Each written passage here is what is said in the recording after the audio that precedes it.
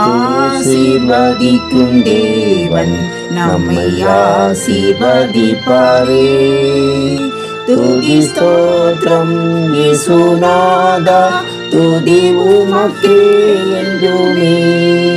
இன்று ஒரு வசனம்.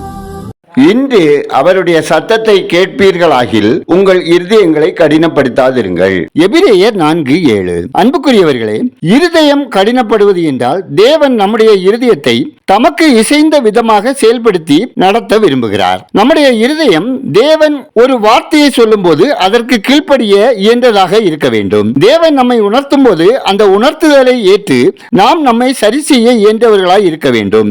தேவன் எதை சொன்னாலும் அதன்படி இயன்றவர்களாக இருக்க வேண்டும். அப்படி செய்யாவிட்டால் நம்முடைய இருதயம் கடினமாய் இருக்கிறது என்று அர்த்தம். தேவன் நமக்கு சொல்லுகின்றவைகளை கேட்டு பின்பற்ற வேண்டுமானால் நம்முடைய இருதயம் கடினமாகி விடாமல் நாம் கவனமுடன் அதனை காக்க வேண்டும். பக்தி விருத்தி அடையாத செய்திகளையோ விஷயங்களையோ நாம் கேட்டுக்கொண்டிருக்கும் போது அதனால் நம் இருதயம் ஆவி குறுகி உணர்வற்று போகும்.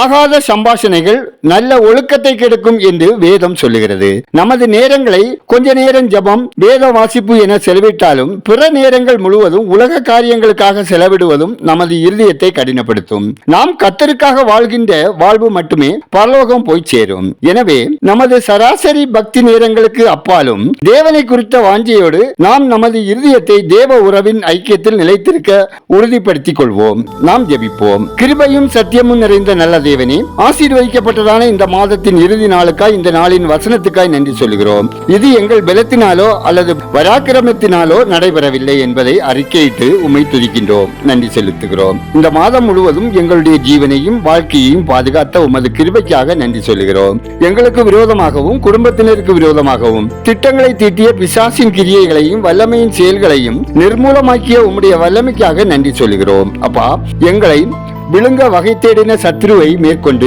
வெற்றியின் பாதையில் நடக்க வைத்த உங்க கிருபைக்காக வல்லமைக்காக நன்றி சொல்லுகிறோம், கனம் பண்ணுகிறோம். உம்முடைய நாமத்துக்கு மகிமை செலுத்துகிறோம். ஆண்டவரே, உங்க அன்பு பிள்ளைகள் உங்க எச்சரிப்பின் சத்தத்தை கேட்டு வசனத்துக்கு செவி கொடுத்து மனம் திரும்ப ரட்சிக்கப்பட ஜெபிக்கிறோம். ஆண்டவரே, ஒவ்வொரு குடும்பத்தினரும் கர்த்தருடைய சத்தம் கேட்கவும் சித்தத்துக்கு ஒப்பு கொடுத்து மகிழ்ச்சியாக வாழவும் ஆசீர்வதிக்கப்படவும் ஜெபிக்கிறோம். அனுதின வாழ்வின் தேவைகளில் அப்பம், தண்ணீர், தொழில், வேலை, வியாபாரம், விவசாயம் ஆசீர்வதிக்கப்படவும் போக்குவரத்தில் தெய்வீக பாதுகாப்பை பெற்று அனுபவிக்கவும் உங்க அனுகிரகம் வேண்டுமாய் ஜெபிக்கிறோம். ஆண்டவரே, இந்த மாதம் முழுவதும் எங்களை நடத்தி கண்ணீரோடு இருந்த போது தேற்றி அநேக இடங்களில் தயவு கிடைக்க செய்து தேவைகளை சந்தித்த தேவன் புதிய மாதத்தையும் ஆசீர்வதித்து தர வேண்டுமாய் புது புது நன்மைகளால் கிருபைகளால் நிறைத்து ஆசீர்வதிக்க வேண்டுமாய் ஜெபிக்கிறோம். எங்கள் விண்ணப்பத்தை அங்கீகரித்ததற்காய் நன்றி சொல்கிறோம். துதிகர மகிமை உமக்கே செலுத்துகிறோம். மீட்பர் இயேசுவின் நாமத்தில் ஜெபிக்கிறோம். எங்கள் ஜெபங்களும் நல்ல பிதாவே, ஆமென்.